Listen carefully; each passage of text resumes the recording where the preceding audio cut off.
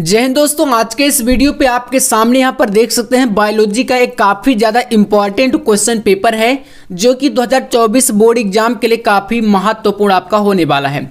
तो यहाँ पर इस क्वेश्चन पेपर का हम लोग करने वाले हैं सॉल्यूशन, ठीक है ना, जिसको आप देख सकते हैं यहाँ पर आपका सीरियल कोड 348 CJ है, ठीक है ना।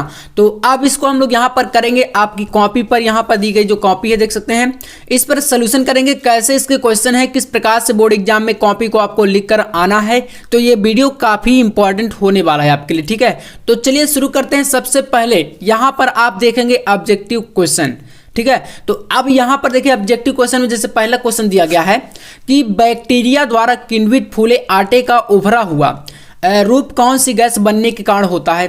तो आप बताइए, यहाँ पर कुछ गैसों के नाम दिए गए हैं। अब आप बताइए कि इनमें से कौन सी गैस होती है जो कि आप जानते हैं ना, जो फूला हुआ आटा होता है, जैसे कि आटे को जब आप रोटी बनाने के लिए उसको गीला करते हैं तो आप देखते होंगे तो आटा थोड़ा सा उभरा हुआ हो जाता है, ठीक है। तो अब आप बताइए कि इसमें कौन सी गैस बनती है। तो राइट आंसर कौन सा हो जाएगा इसमें।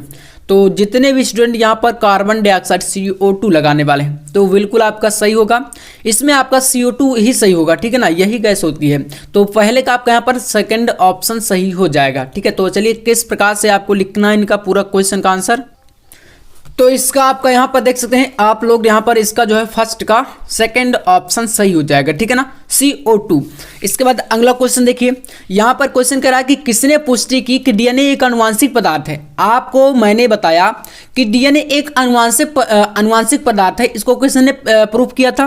तो हर्शे तथा चेस का हमने मॉडल पढ़ा है, ठीक है ना, और इन्होंने ही प्रूफ किया कि जो DNA होता है, ठीक है ना, डीऑक्सीराइबोज न्यूक्लिक एसिड, ये क्या होता है, एक आनुवांशिक पदार्थ होता है। तो यहाँ पर सेकंड ऑप्शन आप कर दीजिएगा, हर्शे, अल्फ्रेड हर्शे व माथे चेस, इन्होंने ही इस मॉडल को दिया था, ठीक है ना। अब चलिए इधर क्वेश्चन देखते हैं, अगले क्वेश्चन यहाँ पर किस प्रकार से दिए गए हैं। तो देखिए अगला क्वेश्चन यहाँ पर है, घास परिवार में बीज पत्र को क्या कहते हैं। तो घास परिवार में बीज पत्र को प्रसल्क बोला जाता है, ठीक है ना।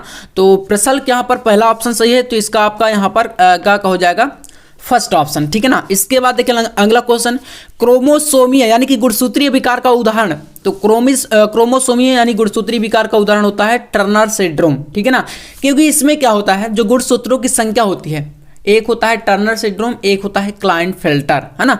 तो इनमें जो गुणसूत्रों की संख्या होती है इसमें उसमें परिवर्तन हो जाता है, जैसे कि जो टर्नर सिंड्रोम है इसमें 45 हो जाता है ना। तो इस प्रकार की एक कह सकते हैं ये बीमारी है, तो इसमें आप यहाँ पर कर सकते हैं पहला ऑप्शन, है ना। अब चलिए इसके बाद आता है देखिए निश्चित उत्तरीय प्रश्न। जो निश्चित उत्तरीय प्रश्न होते हैं शुरुआत के ये 1 नंबर के लिए बोर्ड एग्जाम में आएंगे, ठीक है। अब इसमें जैसे पहला क्वेश्चन है, स्त्री केसर जायांग का नामांकित चित्र। इसमें आपको चित्र बनाना है, ठीक है ना। अब इसमें आप देखिए चित्र कैसे बनाएंगे। स्त्री केसर किसमें होता है, मादा में, ठीक है ना, मादा युग्मक में। तो अब अगर नर युग्मक की बात करें पुष्प में, तो उसमें होता है पुंकेसर, है ना। तो यहाँ पर देखिए इस प्रकार से आप कुछ डायग्राम बना दीजिएगा, बाकी आप और अच्छा इससे बना सकते हैं। तो यहाँ पर इसके जो कुछ पार्ट हैं, परागकण हो गया, वर्तिका, नर युग्मक, पराग नली, अंडाशय, ये सारे के सारे पार्टों को भी आप लोग अच्छे से थोड़ा सा मतलब दर्शा दीजिएगा, है ना।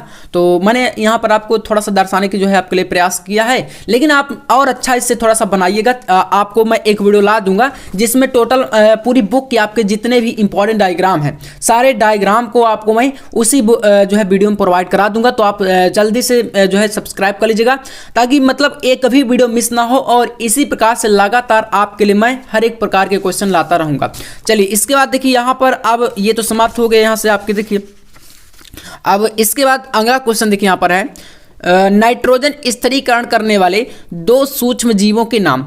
तो अब 2 सूक्ष्म जीव कौन से हैं जो कि नाइट्रोजन स्थिरीकरण करते हैं, ठीक है ना। तो देखिए इसमें आपका पहला हो जाएगा यहाँ पर एजोटोबैक्टर, ठीक है ना।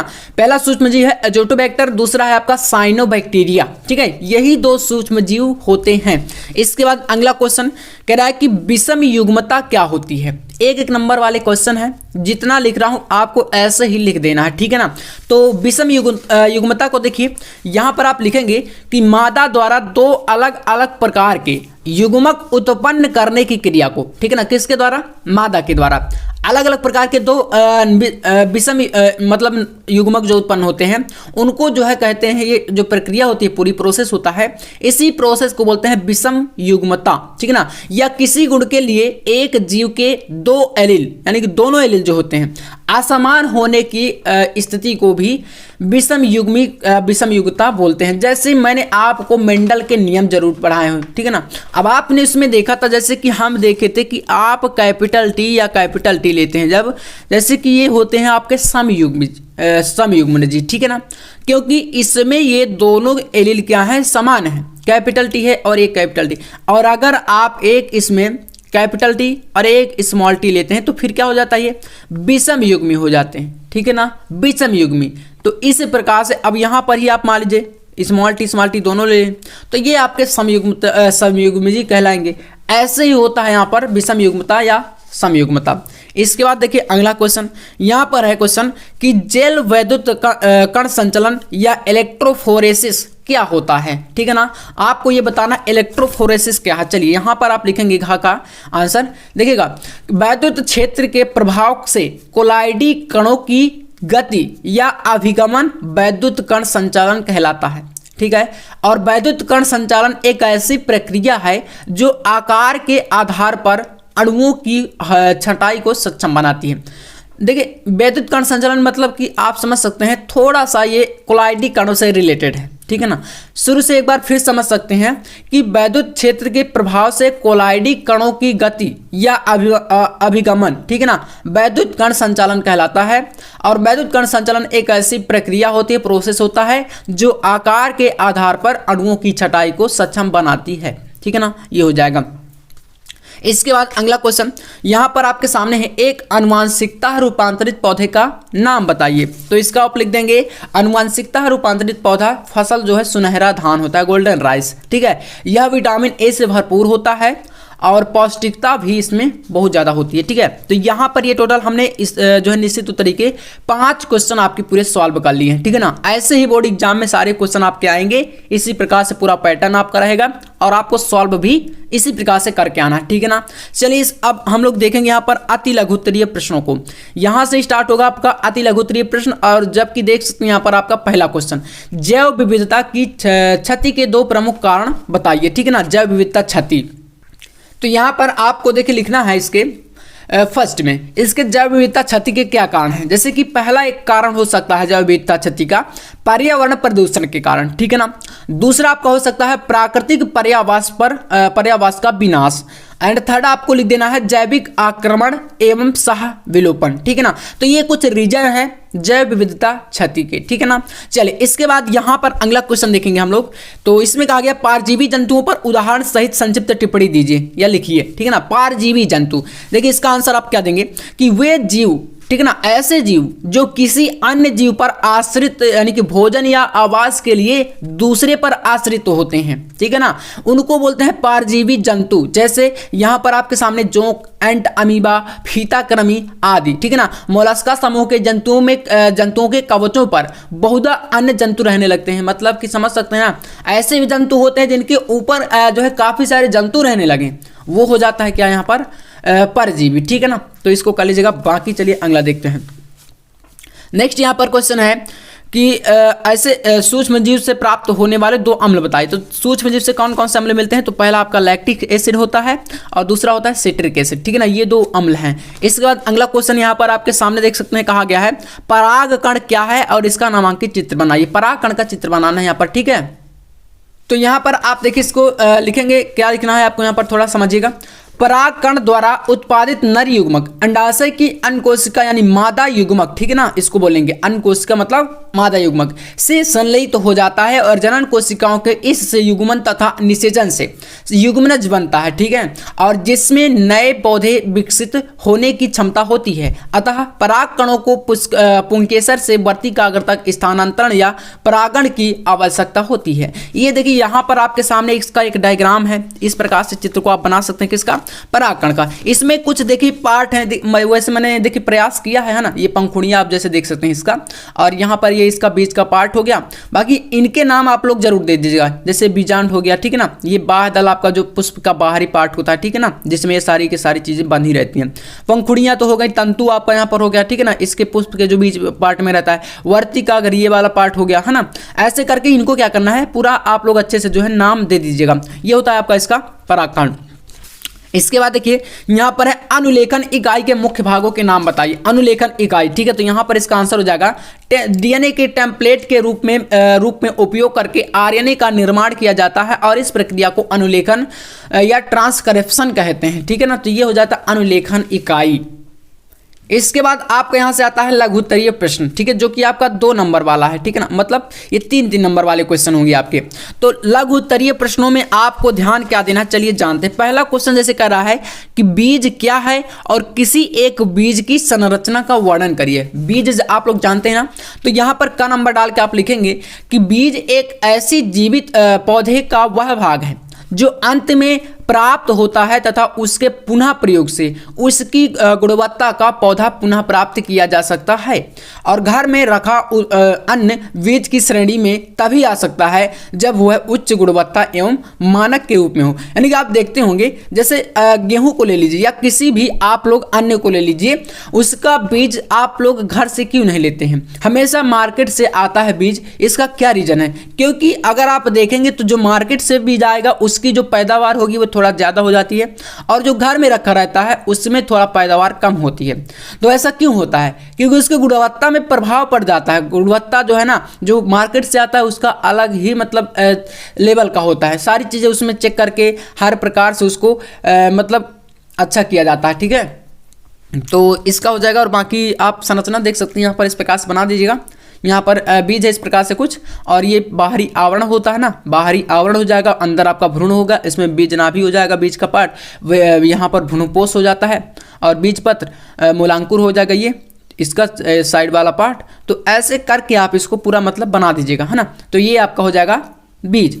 अब इसके बाद यहां पर क्वेश्चन कह रहा है निम्नलिखित पर संक्षिप्त टिप्पणी देने के लिए देख सकते हैं 1.5 नंबर का एक आपका है सहभोजिता पर और अंतरजातीय परजीविता पर भी 1.5 नंबर है ना। तो दोनों का 3 नंबर है। चलिए जानते हैं सहभोजिता क्या होती है। देखिए तो सहभोजिता क्या है कि 2 जीव जातियों में ऐसा सहजीवन, ठीक है ना, ऐसा सहजीवन जिसमें एक जाति को दूसरी से लाभ हो लेकिन दूसरी को पहली से कोई भी लाभ ना हो। मतलब समझ रहे हैं, 2 जातियां होगी, इसमें 2 जीव जातियों में ऐसा जो है सहजीवन, साथ में रहने वाला जीवन जिसमें एक जाति को दूसरी से लाभ हो जाएगा लेकिन दूसरी जाति को पहली से कोई भी लाभ नहीं होगा और कोई भी हानि नहीं होती। इसे बोलते हैं सहभोजिता। जैसे उदाहरण यहाँ पर शार्क और रेमोरा मछली, ठीक है ना, ये मतलब पानी में ही तो रहते हैं, तो ये आपका इनका जो है सहभोजिता कहलाएगा। इसके बाद यहाँ पर अंतरजातीय परजीविता पर टिप्पणी देना है। चले इसको भी हम लोग सॉल्व करते हैं। तो अंतरजातीय परजीविता आप यहाँ पर हेडिंग डालेंगे,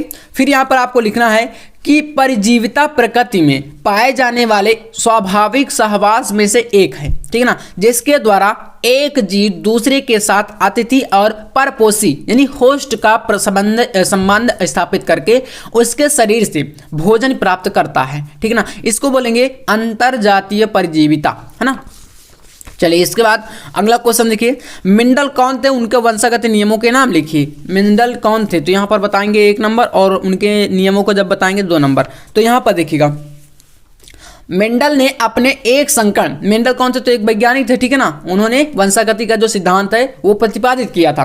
तो मेंडल ने अपने एक संकरण तथा द्विसंकर संकरण के पश्चात जो निष्कर्ष निकाले उन्हें मेंडल के आनुवंशिकता नियम कहते हैं। और आप समझ सकते हैं यहाँ पर इसके बाद इनके 3 नियम थे, जैसे प्रभाविता का नियम हो गया, स्वतंत्रता अभ्यूहन का नियम हो गया, पृथक्करण का नियम हो गया। ये आपके देखिए इस प्रकार से तो आएंगे लेकिन इनके आपको एक्सप्लेन करना पड़ेगा थोड़ा सा, ठीक है ना। जैसे कि अगर इनमें से कोई 2 नियम पूछे जाते हैं हमेशा, जैसे कि कोई प्रभाविता का नियम पूछ लिया, प्रभाविता का नियम क्या होता है, स्वतंत्र अभ्यूहन का क्या होता है नियम, है ना, पृथक्करण नियम क्या होता है, तो तीनों तो एक साथ नहीं आते लेकिन फिर भी लगभग 2 नियम आपके बोर्ड एग्जाम में आ जाते हैं, ठीक है ना। और ये क्वेश्चन आपका ऐसे ही 3 या 5 नंबर तक में भी आ जाता है। 5 नंबर में अगर आ गया ना तो फिर पूरा एक्सप्लेन करने के लिए पूछ लेता है। तो इनको आप जो है मैं जल्दी एक वीडियो लाऊंगा जिसमें मैं तीनों नियमों को अच्छे तरीके से एक्सप्लेन कर दूंगा, ठीक है ना। इसके बाद वीडियो आ जाएगी इसके बाद है सहज प्रतिरक्षा से आप क्या समझते हैं, सहज प्रतिरक्षा में कितने प्रकार के रोध होते हैं। तो चलिए जानते हैं सहज प्रतिरक्षा क्या होती है। तो यहाँ पर आप देखिए डालेंगे घ सहज प्रतिरक्षा, तो लिखना आपको सहज प्रतिरक्षा प्रणाली एक पुरानी विकास रक्षा नीति है, रणनीति है, ठीक है ना, जो पौधों, कवकों, कीड़ों और आदिम कोशिकीय जीवों में पाई जाने वाली प्रमुख प्रतिरक्षा प्रणाली है, ठीक है ना। ये होता है क्या, सहज प्रतिरक्षा प्रणाली। और इसमें पहला जैसे संरचनात्मक कुछ घटक हैं, तो इनमें से संरचनात्मक घटक हो गया, क्रिया विधि से संबंधित घटक हो गया, कोशिकीय घटक हो गया, साइकाइनन घटक हो गया। ये कुछ इसके प्रमुख घटक हैं, ठीक है ना। इसके बाद यहाँ पर आप देखिए ये क्वेश्चन आपके समाप्त हो गए, इसके जो मतलब घटक हो गए, रोध हो गए, सारी चीजें। अब यहाँ से आपका 5वां क्वेश्चन कह रहा है न्यूक्लियोसोम का सचित्र वर्णन कीजिए। 3 नंबर का क्वेश्चन है। न्यूक्लियोसोम देखिए आपको यहाँ पर क्या बनाना है, इसका जो है संरचना बनानी पड़ेगी। सचित्र वर्णन का मतलब यही होता है कि आपको पूरा जो है संरचना सहित आपको समझाना पड़ेगा। तो देखिए इसका आप थ्योरी समझिए थोड़ा सा। न्यूक्लियोसोम में आपको लिखना क्या है, लिखेंगे कि ऋण आवेशित डीएनए धनात्मक आवेशित हिस्टोन अष्टक को चारों ओर से लपेटे रहता है और हिस्टोन अष्टक को कोर कण बनाते हैं एवं इसके चारों ओर यहाँ पर डीएनए के 146 कितने 146 न्यूक्लियोटाइड्स 2 घेरा बनाए रहते हैं, ठीक है ना। और इस संरचना को न्यूक्लियोसोम कहते हैं। और एक न्यूक्लियोसोम में 200 नाइट्रोजनी बेस जोड़े की डीएनए कुंडली रहती है, ठीक है ना। तो इस प्रकार से आप इसको जो है बना सकते हैं। और बाकी का चलिए देखते हैं। अब इसका देखिए संरचना आपको कैसे बनाना है, तो यहाँ पर आप संरचना भी देखिए इसका बना सकते हैं। यहाँ पर कुछ इस प्रकार से, इसमें देखिए कुछ हिस्टोन कोर होते हैं, ठीक है ना। और ये इसकी मतलब चैन होती हैं, जो कि ये पूरे के पूरे जो दिख रहे हैं गोले टाइप में, ये डीएनए अष्टक हैं, यानी कि पूरे ये 8 से 9 होते हैं, जिसको ये मतलब कि यहाँ पर चैन के द्वारा ये बंधे हुए हैं। तो ये H1 हिस्टोन अष्टक बोलते हैं और यहाँ पर ये डीएनए होता है, ठीक है ना। तो ऐसे थोड़ा सा आप लोग संरचना को बना सकते हैं। बाकी देखिए चित्र को देख लीजिएगा, क्योंकि चित्र थोड़ा सा मुझसे बहुत अच्छे तरीके से नहीं बन पाता, तो आप इसको प्रयास करिएगा। और आप देख भी सकते हैं किस प्रकार से क्वेश्चन आते हैं चित्र के लिए, है ना। चलिए इसके बाद देखते हैं हम लोग यहाँ पर फाइलेरिसिस क्या है और इस रोग के कारण एवं लक्षण बताइए। फाइलेरिसिस क्या होता है, देखिए यहाँ पर लिखेंगे परजीवी द्वारा होने वाला रोग जो धागे के समान दिखने वाले फाइलेरियोडी नामक निमोटेड के कारण होता है। यह प्रायः संक्रामक उष्णकटिबंधीय रोग है और फाइलेरिया के 8 प्रकार के नेमाटोड ज्ञात हैं। फाइलेरिया एक संक्रामक रोग है जो मच्छर के काटने से होता है, ठीक है ना। क्यूलेक्स मच्छर का नाम सुना होगा आपने। इससे शरीर में सूजन या बुखार हो जाता है। हाइड्रोसील की समस्या, इंसान विकलांग या मेंटली डिस्टर्ब हो जाता है, ठीक है ना। मतलब कि दिमागी संतुलन भी इसमें थोड़ा सा प्रभावित होता है।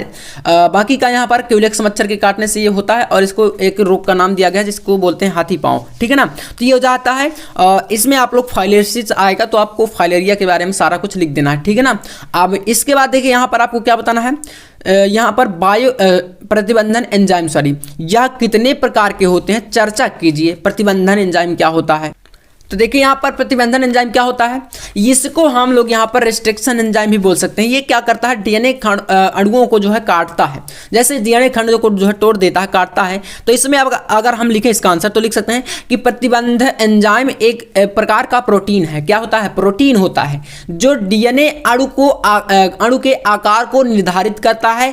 प्रतिबंध एंजाइम को उनकी संरचना और उनकी पहचान की विशिष्टता द्वारा वर्गीकृत किया जाता है। प्रतिबंधन एंजाइम न्यूक्लियर एजेस कहलाने वाले एंजाइमों के बड़े वर्ग में आते हैं।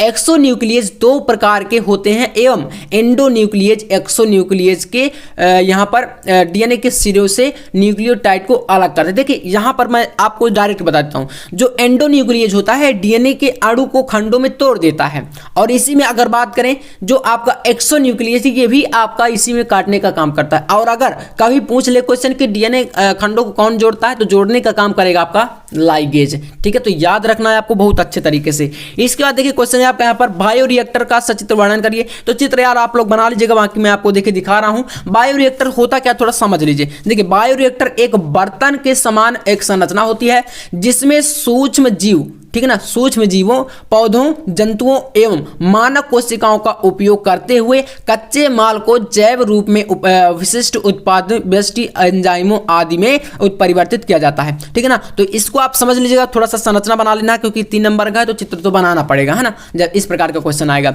अब इसके बाद जैसे अगला क्वेश्चन है पराग कोष के अनुपस्थ काट का चित्र। 3 नंबर में देखिए ये भी पूरा आपका चित्र है, तो डायग्राम आपको जरूर बनाना है, डायग्राम के बिना नंबर अच्छे नहीं मिलते, ये चीज आप लोग ध्यान रखिएगा। इसके बाद है थैलेसीमिया रोग पर एक टिप्पणी करना, संक्षिप्त टिप्पणी। ठीक है ना, ये आपका 3 नंबर हो गया। किण्वित पेय पदार्थ क्या है, इसका उदाहरणों सहित वर्णन कीजिए। स्तन ग्रंथि के आरेखीय काट का नामांकित चित्र बनाइए। ये आपके 3 नंबर वाले देखिए चित्र में काफी सारे क्वेश्चन है। ठीक है ना, अब यहाँ से विस्तृत उत्तरी क्वेश्चन यानी कि दीर्घ उत्तरी है। जैसे पहला क्वेश्चन, लिंग संलग्न वंशागति से आप क्या समझते हैं और इसको किसी एक उदाहरण की सहायता से समझाइए। नेक्स्ट क्वेश्चन, हर्षे एवं चेज, जो कि मैंने मॉडल पर आपको पढ़ाया कि डीएनए आनुवांशिक पदार्थ है, तो इसमें हर्षे और चेज का प्रयोग को चित्र सहित समझाइए। इन्होंने अपने प्रयोग में क्या निष्कर्ष निकाला, ये हो गया। इसके बाद नंबर 8 क्वेश्चन, प्रतिरक्षा किसे कहते हैं, प्रतिरक्षा कितने प्रकार की होती है, ये आपका 5 नंबर का क्वेश्चन है, देख सकते हैं पूरा का पूरा 5 नंबर का। तो ये 5 नंबर वाले क्वेश्चन जो है ना, मैं एक वीडियो लाऊंगा जिसमें पूरी बायोलॉजी यानी संपूर्ण बायोलॉजी के आपके पूरे 5 नंबर वाले क्वेश्चन होंगे, तो इनको आप लोग जरूर देखिएगा। ठीक है ना, और इसके बाद यहाँ पर अथवा में भी सारे क्वेश्चन देखिए यहाँ पर होने वाले। मानव कल्याण में सूक्ष्म जीवों की भूमिका पर निबंध बताइए। इसके बाद नंबर 9 है, अनुकूलन किसे कहते हैं, पौधों एवं जंतुओं में पाए जाने वाले विभिन्न प्रकार के अनुकूलनों को की चर्चा कीजिए। अथवा में क्वेश्चन है, जैव विविधता से आपका क्या तात्पर्य है, स्वास्थ्य एवं बाह्य स्थानीय संरक्षण की व्याख्या कीजिए। तो ये 5 नंबर, इस प्रकार से पूरा 70 नंबर का आपका प्यारे बच्चों पेपर आने वाला है। ऐसे काफी सारे सेट में अभी आपको सॉल्व कराने वाला हूं, तो बस क्या करना है, आपको चैनल को सब्सक्राइब कर लेना है, वीडियो को लाइक कर देना है। ठीक है ना, और बाकी हर एक प्रकार के क्वेश्चन यहाँ पर ऑब्जेक्टिव से लेकर सारी चीजें यहाँ पर मिलेंगी, है ना, इंपॉर्टेंट अंतर को लेकर, इंपॉर्टेंट डायग्राम को लेकर, ठीक है ना, जितने भी प्रकार के क्वेश्चन आते हैं सब कुछ यहाँ पर मिलेगा। बस क्या करना है, आपको चैनल को सब्सक्राइब जरूर करके रखना है। चलिए मिलते हैं नेक्स्ट वीडियो में, तब तक के लिए जय हिंद, वंदे मातरम।